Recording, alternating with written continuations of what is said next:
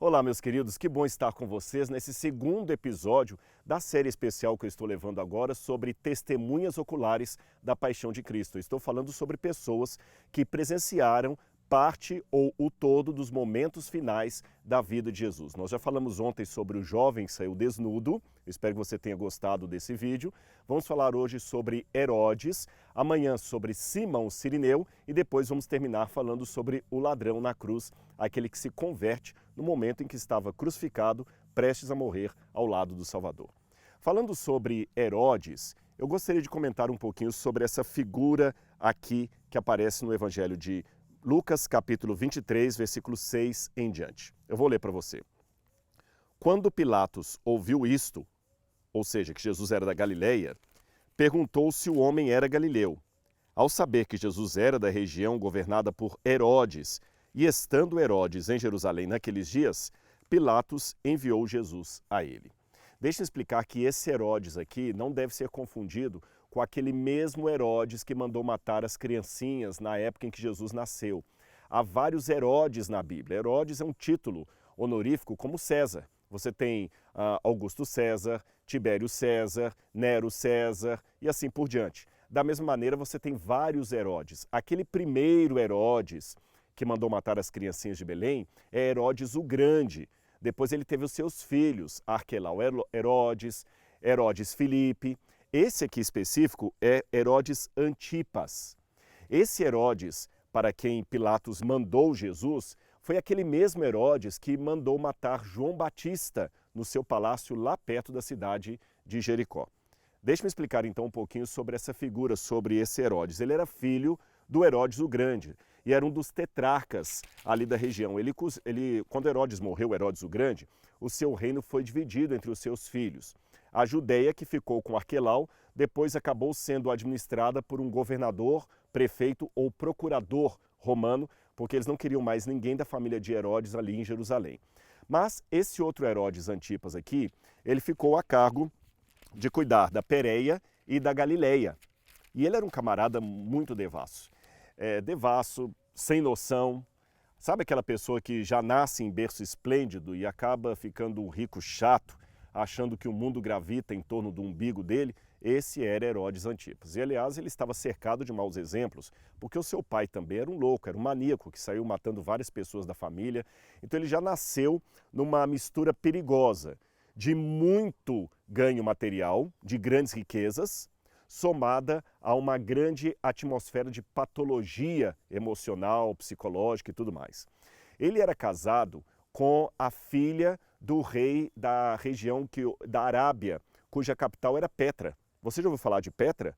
Que se tornou inclusive uma das maravilhas do mundo moderno. Lá na Jordânia hoje, eu já visitei Petra várias vezes, e Petra era justamente a capital do reino da Arábia. E Aretas, que era o rei da Arábia na ocasião, era o sogro desse Herodes Antipas.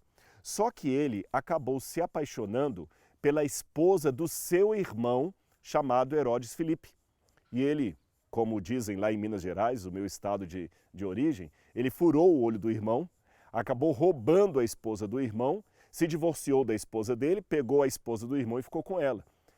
E foi devido a esse seu ato de adultério que João Batista o denunciou e ele acabou um dia, por fraqueza moral, mandando matar João Batista. Você conhece o episódio. A sua segunda mulher, que na verdade era a mulher de seu irmão, Herodes Filipe, ela se chamava Herodias. E ela tinha uma filha chamada Salomé, que era muito sedutora. E ela fez com que Salomé dançasse para o rei no dia do seu aniversário, o seu dia natalício, e ele acabou embriagado ali, tanto pelo vinho quanto pela sedução, prometendo que ele faria qualquer coisa.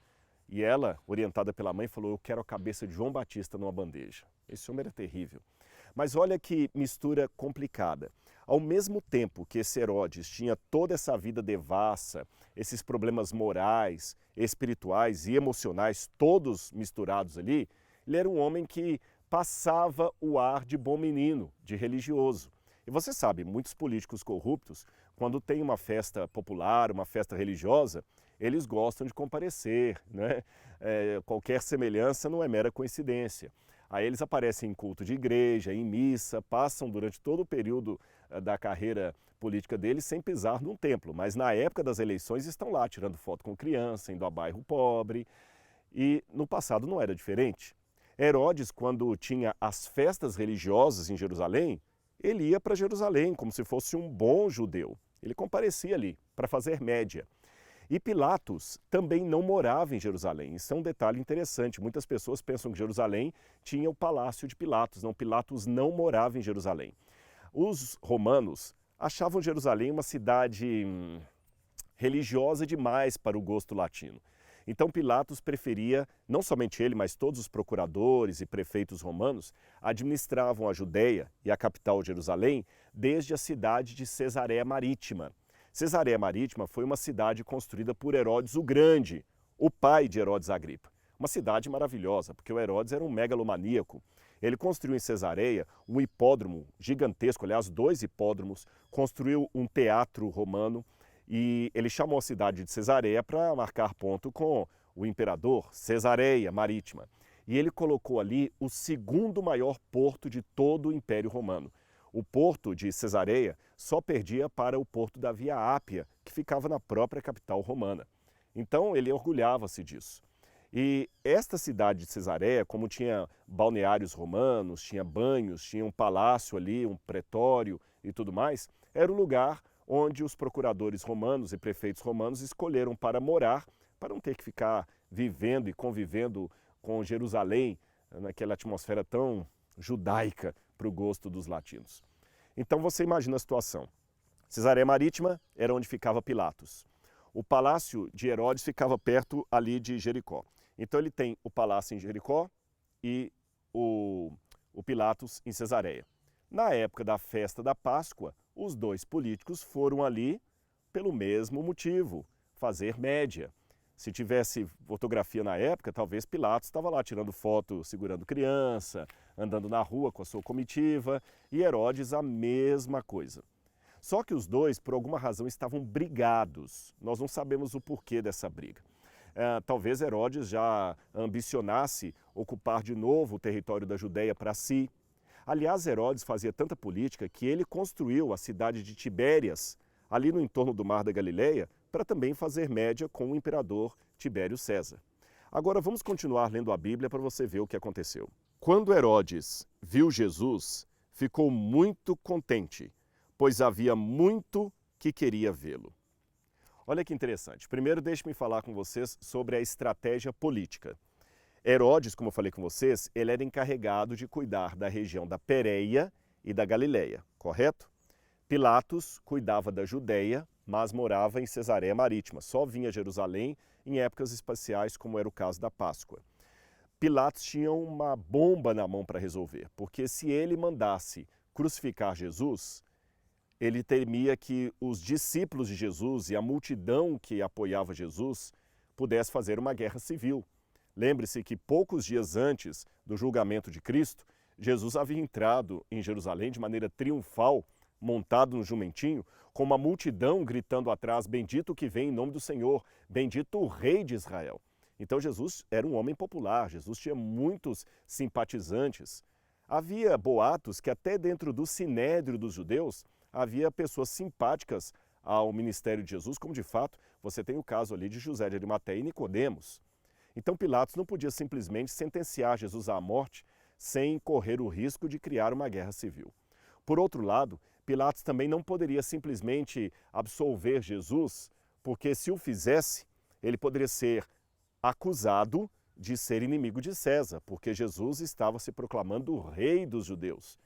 E aqueles líderes ali do Sinédrio já haviam ameaçado Pilatos: olha, se você libera esse homem, você não é amigo de César, porque nós somos judeus e estamos dizendo que nós reconhecemos apenas César como nosso rei. Esse maluco aí está dizendo que ele é rei. Se você não faz nada, nós vamos contar para César. Então Pilatos não podia, por um lado, condenar Jesus, por outro lado, também não podia absolver Jesus. Então, quando ele soube que Herodes também estava ali, talvez até existe essa possibilidade, os 2, Pilatos e Herodes, estivessem dividindo o mesmo palácio, porém cada um num canto, porque eles não estavam se falando. Aí, quando ele soube que Jesus era da Galileia, ele tentou um artifício jurídico. Bom, se Jesus é da Galileia, então quem tem que julgá-lo é Herodes. Eu tiro a batata quente da minha mão. E quando avisam a Herodes, Herodes fica entusiasmado. A Bíblia fala que há muito ele queria ver Jesus. Tragam Jesus aqui, tragam Jesus. E por que ele queria ver Jesus? Diz o capítulo 23 de Lucas, verso 8, quando Herodes viu Jesus, ficou muito contente, pois havia muito queria vê-lo. Por ter ouvido falar a respeito dele, esperava também vê-lo fazer algum sinal. Olha que interessante. Você tem características que, fora de contexto, parecem ilustrar uma pessoa digna, uma pessoa sedenta da verdade. Imagine se eu não dissesse o nome do personagem, apenas afirmasse para você alguém que queria muito ver Jesus, porque tinha ouvido falar de Jesus e queria ver os sinais e maravilhas que Jesus operava. E de muitas maneiras, ele interrogava Jesus, ele Herodes, mas Jesus não lhe respondia nada. Os principais sacerdotes, os escribas ali presentes, o acusavam com veemência. Mas Herodes nem ouviu as acusações. Olha que interessante. Aparentemente um homem sedento da verdade. Será que Herodes não representa uma fatia de pessoas que talvez até querem ver Jesus, mas querem um Jesus customizado? Eu imagino Herodes ali não sendo humilde, nem suplicando a Jesus a salvação, não. Herodes estava dando ordens a Jesus, como fazia com qualquer um dos seus servos, dos seus empregados. Quem sabe Herodes queria ver em Jesus apenas um bobo da corte ou um mágico de um circo, fazendo alguns truques ali para entreter a multidão. Quem sabe ele queria ver em Jesus um curandeiro particular, a quem ele podia recorrer se tivesse alguma doença e quem sabe garantir até a vida eterna, porque toda vez que ele tivesse uma doença, Jesus o curaria, ele nunca morreria. Herodes, como muitas pessoas hoje, querem um Jesus customizado, um Jesus adaptado às suas vontades, aos seus caprichos, aos seus devaneios. Eles não querem o Jesus da Bíblia. Esse Jesus que me obriga, ou melhor, que me aconselha a amá-lo acima de qualquer coisa, um Jesus que me pede para carregar a minha cruz e segui-lo, não é um Jesus politicamente correto na visão de muitos. Esse era o erro de Herodes, o erro, eu diria, fatal. Querer um Jesus não como Salvador, mas como um empregado, um curandeiro, alguém que pratica entretenimento. Como você está desejando Jesus? Olha que a coisa é mais séria. Herodes teve a oportunidade de se encontrar com Jesus. Ele teve a oportunidade de falar para Jesus. Eu percebo pela fala de Herodes que nem toda frase direcionada a Cristo é necessariamente uma oração. Há pessoas que oram, há pessoas que simplesmente falam para Jesus. Herodes não orava a Jesus, ele falava para Jesus, dava ordens a Jesus. Ele queria exigir que Jesus fosse não o Senhor da glória, mas o seu servo, aquele que faria e corresponderia a todos os seus caprichos. Por isso que, como Jesus ficou em silêncio, não respondeu nada, a Bíblia fala que Herodes, juntamente com os seus soldados, tratou Jesus com desprezo. E para zombar de Jesus, mandou que o vestissem com um manto luxuoso e o devolveu a Pilatos. Naquele mesmo dia, Herodes e Pilatos se reconciliaram, pois antes eram inimigos. Interessante, não é? A presença de Jesus causa a reconciliação até naqueles que são seus oponentes, porque Jesus não está aqui para criar muros, porém pontes, não para criar desunião, porém união. Agora você viu? Como Jesus não correspondeu aos caprichos de Herodes, ele acabou colocando em Jesus um manto luxuoso, começou a enfeitar Jesus como ele acha que Jesus deveria ser e devolveu Jesus para Pilatos. Aqui nós temos uma lição, para mim e para você. Será que eu estou orando a Jesus ou estou apenas falando com ele à semelhança de Herodes? Será que eu estou aceitando Jesus como meu salvador pessoal ou estou construindo um Jesus customizado à semelhança dos meus caprichos, dos meus devaneios? Algo a se pensar. E você gostou desse conteúdo? Você já tinha parado para pensar em todos esses detalhes só sobre a vida de Herodes, o Herodes Antipas? Ainda há muito mais. Imagine então se eu puder fazer com você um curso onde eu falarei de vários outros personagens da Bíblia Sagrada. Homens, mulheres, crianças. Imagine estudar o livro de Isaías no texto hebraico, de uma maneira didática, fácil, que você possa entender. O que eu estou fazendo? Eu estou pegando conteúdos de sala de aula da Faculdade de Teologia, estou mastigando, esmiuçando e apresentando para você. E como é que você pode fazer parte disso? É simples, é só você se inscrever no meu curso A Bíblia Comentada com Rodrigo Silva. E como eu já prometi anteriormente, eu vou reforçar o meu compromisso. Eu estou agora no finalzinho de um livro que eu estou escrevendo sobre a vida de Jesus, sobre os ensinos de Jesus. E esse conteúdo que você está vendo nesses vídeos também fará parte desse livro. Esse livro, ele é em forma de um e-book e eu vou dar de presente para você. Mas calma, eu vou dar de presente para você que nesta semana, apenas esta semana, fizer a assinatura anual do curso A Bíblia Comentada com Rodrigo Silva. Você vai aprender muito nesse curso, pode ter certeza. Se você já ficou assim admirado de saber tantas coisas sobre o jovem desnudo, sobre João Marcos e hoje sobre Herodes, imagina eu passar com você sobre Daniel, sobre Jeremias, sobre Isaías. E você vai poder assistir às aulas quantas vezes quiser, com quem quiser e fazer um curso de teologia aí da sua casa ou de qualquer lugar, desde que você tenha um smartphone com você ou um computador.